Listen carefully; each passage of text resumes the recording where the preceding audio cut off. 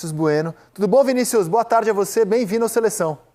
Tudo bem, Rizek? Ótima tarde a você, sempre um prazer estar com os amigos. Boa tarde, Roger, Conrado, Jader. A gente começa falando do Flamengo, né? Vocês já trouxeram aí detalhes no começo do Seleção sobre essa possibilidade do De La Cruz, enfim, ser jogador do Flamengo. Esse é um namoro antigo, né? E já há um entendimento dentro do time rubro-negro de que o Flamengo vai pagar a multa rescisória e à vista. Ou seja, entre os clubes, não tem nem negociação, né? A partir do momento que você comunica o River Plate de que tem interesse de pagar a multa rescisória e à vista, não tem nem muito o que você conversar com o clube, não tem nem como o River Plate se negar a ceder o jogador. A grande questão agora, inclusive numa matéria que foi publicada hoje, assinada pelo Caio Mota no GE. Globo, é alinhar os detalhes que ainda restam com o próprio jogador. Ou seja, não faria sentido comunicar ao River Plate sobre esse interesse de pagar a multa rescisória e depois descobrir que há pendências com o atleta. E existem algumas pendências, né? Não só questões salariais, tempo de contrato, tem algumas pequenas pendências, afinal de contas, desde a primeira conversa, no meio da temporada, outros clubes se manifestaram para buscar o staff do atleta, para entender os valores que seriam cobrados. Então, num primeiro momento, como já há esse entendimento da diretoria de que a multa rescisória será paga, o Flamengo quer se resguardar antes, alinhar todos os detalhes com o atleta e assim que isso for feito, o clube só comunica o River Plate e paga a multa rescisória, valor de 16 milhões de dólares à vista, Rizek. E além dele, Léo Ortiz está encaminhado com o clube carioca também? Olha, já há um acerto entre as partes, e aí eu digo Flamengo e Léo Ortiz. Resta agora uma negociação com o Bragantino.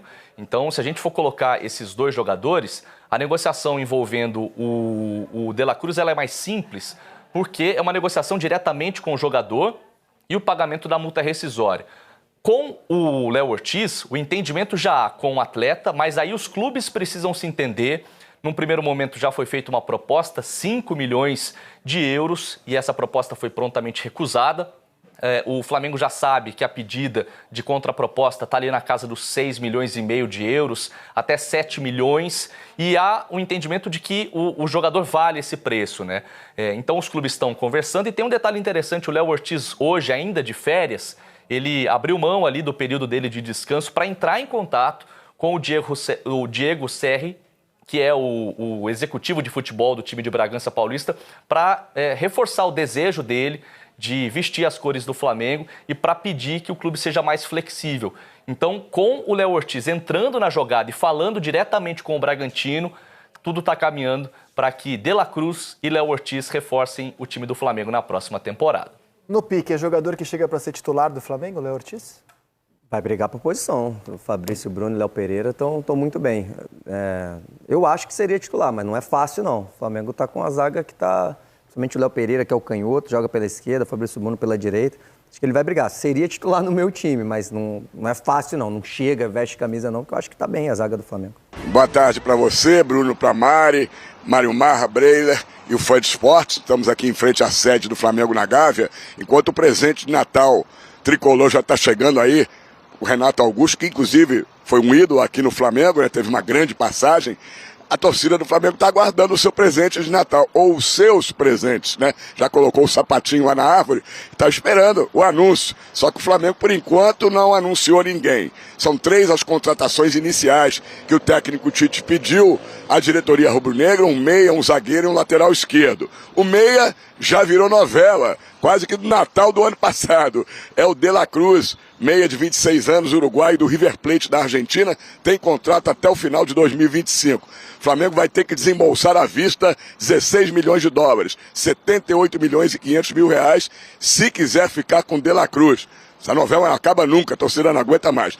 O zagueiro que o Flamengo está negociando é o Léo Ortiz, 27 anos, do Red Bull Bragantino. Zagueiro e o Flamengo já tem um acerto encaminhado para um contrato de 5 anos. Acontece que o Bragantino está batendo o pé na quantia de 6 milhões e meio de euros, mais do que isso, até 35 milhões de reais, e o Flamengo fez uma proposta inicial de 5 milhões de euros, cerca de 26 milhões e 600 mil reais. O contrato do jogador com o Red Bull Bragantino vai até o final de 2026. E o jogador que está de férias está intercedendo junto à diretoria do Bragantino para liberar ele. Ele quer voltar a formar a zaga com o Fabrício Bruno, que já está no Flamengo aí há mais de um ano. Para lateral esquerdo, ainda timidamente, mas o nome que aparece é de Juninho Capixaba, também do Red Bull Bragantino. Está voltando de empréstimo o Matheus Gonçalves, que estava emprestado ao Red Bull Bragantino, e ele se apresenta em janeiro. O Flamengo só emprestou para pegar a experiência. E quanto às renovações de contrato, o Gabigol tem um contrato até o final do ano que vem. Já estava negociando para mais 4 anos de contrato. Como ele está muito mal na reserva do Pedro, o Flamengo resolveu adiar essas conversas, pelo menos até o primeiro trimestre do ano que vem. Ele está insatisfeito com a reserva e já disse que pode ser o último ano dele, 2024, o Corinthians tem interesse. E, finalmente, Everton Ribeiro está em negociação. O contrato termina agora, no final do ano. Uma negociação demorada, os valores estão ainda um pouco distantes, e o Internacional, com nova presidência, ou o mesmo presidente se apresentando para mais um mandato, tem interesse no Everton Ribeiro. Voltamos aos estúdios. E a gente pega agora, com todas essas informações do Cícero, e desenha mais ou menos esse orçamento do Flamengo, a previsão para 2024. Uai, credo, arrecadação de R$1 bilhão de reais.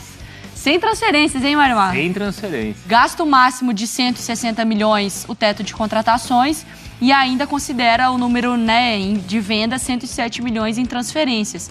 Então, fazendo essa conta aí de vender, um pouquinho a mais já ia tirar desse cofre para poder contratar, mas considerando que fecha o ano aí com essa arrecadação em 2024. É R$1 bilhão, não é muita coisa, e principalmente porque ele não está contando venda de jogadores. Muitas vezes os clubes, eles se apoiam assim nesse orçamento em desempenho esportivo, que é algo que você não pode garantir, e venda de jogador, que é algo que você também não vai garantir. Né? E o Flamengo consegue esse número de R$1 bilhão, ou prevê R$1 bilhão, sem depender de venda de atleta. Sem SAF, né? Pensando nessa conta aí, se a gente falou do Vasco semana passada de 270 milhões de reais. Bahia também, né? Tem um valor. Bahia mais de 300 milhões. Aí você fala assim, nossa, o Flamengo vai investir menos, então? Tá, mas o Flamengo não precisa investir mais. Esses times são montar elencos, o Flamengo não, né, Marra? 160 milhões dá pra fazer uma baguncinha legal no mercado. Um time que você já tem também, né? Sim. Pensando que você já tem mais 160 milhões. Nesse momento, o Flamengo precisa resolver mais saídas ou mais chegadas? Então, nas duas pontas, ele precisa trabalhar até para que o Tite tenha estabilidade com jogadores que têm situação em aberto. E aí é o caso do Everton Ribeiro, que é certamente um jogador que tem de ficar, na minha visão, pelo encaixe que tem com o Tite.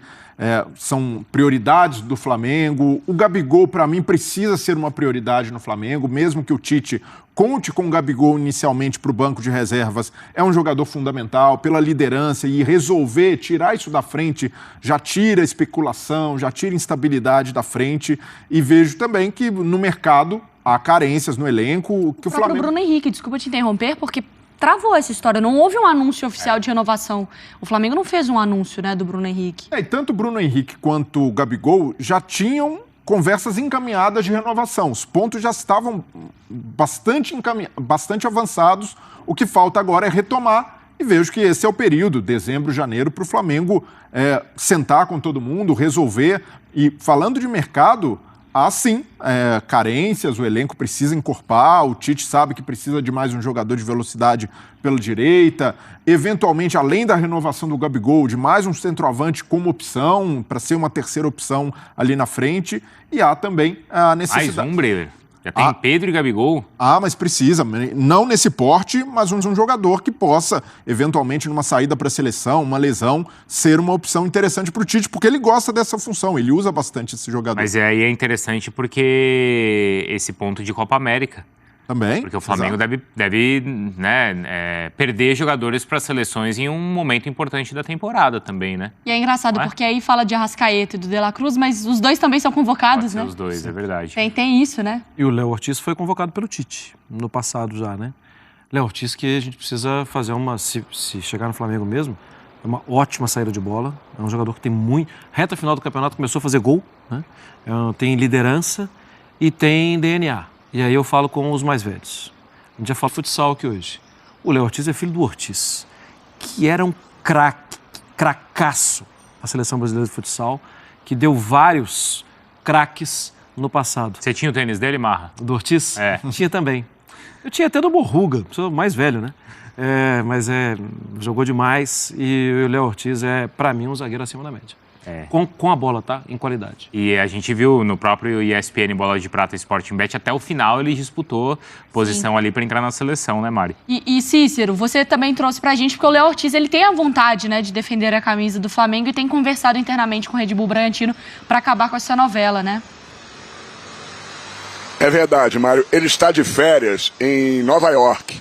E a informação que eu recebi é que ele paralisou suas férias em termos de descontração, se desligar de tudo, para entrar em contato com a diretoria do Bragantino, pedir para ser liberado. Apesar de ele ter contrato até o final de 2026, ele não quer desperdiçar essa oportunidade de jogar no Flamengo, voltando a formar a dupla com o Fabrício Bruno, quem sabe, também tem o Léo Pereira, né? Ele quer jogar no Flamengo, já demonstrou esse interesse, só falta agora um acerto. O Flamengo tem dinheiro em caixa para igualar, ou melhor, atender a proposta que o Red Bull Bragantino quer. A diferença não é tão grande assim, de 35 milhões de reais para 27 milhões de reais. O Flamengo tem isso no bolso para tomar um cafezinho, né?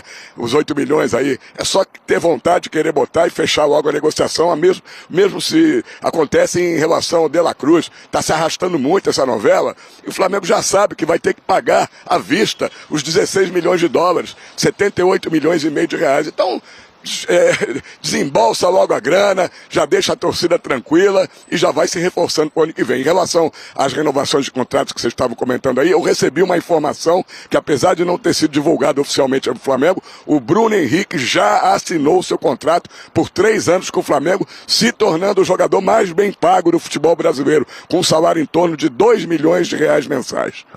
Caramba! Assinou, então? Então, o Cícero Melo traz a informação que não foi divulgado, não teve aquele post do Edifica, etc., mas que tudo resolvido. Então, porque o Gabigol recebe por volta de 1,6, o Hulk 1,8, também. 1,8, o Hulk, o Dudu, faixa, né? O Dudu né? também é mais ou menos nesse padrão aí. Nessa faixa. Mas aqui entrou aquela proposta do Palmeiras, né?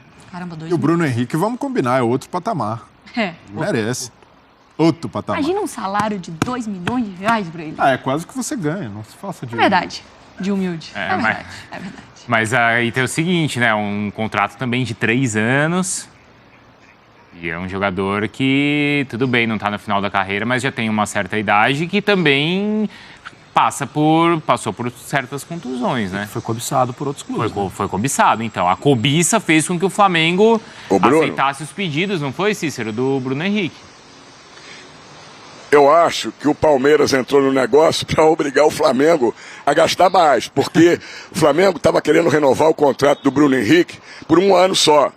Depois, até aceitou renovar por 2, mas o Bruno Henrique disse que tinha uma proposta de 4 anos do Palmeiras nessa faixa de salário que ele vai ganhar ou até um pouco mais. Aí o Flamengo, talvez pressionado, com medo de ele não estar blefando, né?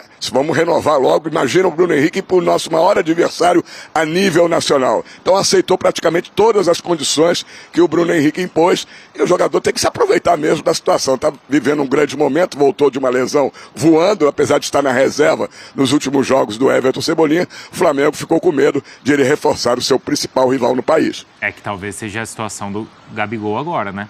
Mas é esse meu ponto, assim, que eu perguntei do mais preocupado, Marra, em chegadas ou saídas. Porque, por exemplo, a gente tem que pensar a avaliação do que o Tite gosta. Então, por exemplo, o Cícero traz o Bruno Henrique, começa voando, mas vai para o banco do Everton Cebolinha.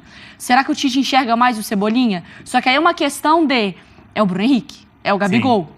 Aí tem uma questão de idolatria, de toda uma relação com torcida, só que é o que o Tite enxerga de futebol. Mas aí você paga 2 milhões da sua folha para alguém que não necessariamente o técnico vai utilizar. Quem que vai abrir mão desses jogadores? Tem muita conta para fazer aí. Tem muita conta para fazer e tem uma questão, assim, que é o Tite, a gente sabe que ele é muito competente, a gente sabe que ele é muito bom, mas a gente sabe também que ele ficou 6 anos fora do trabalho diário de clube.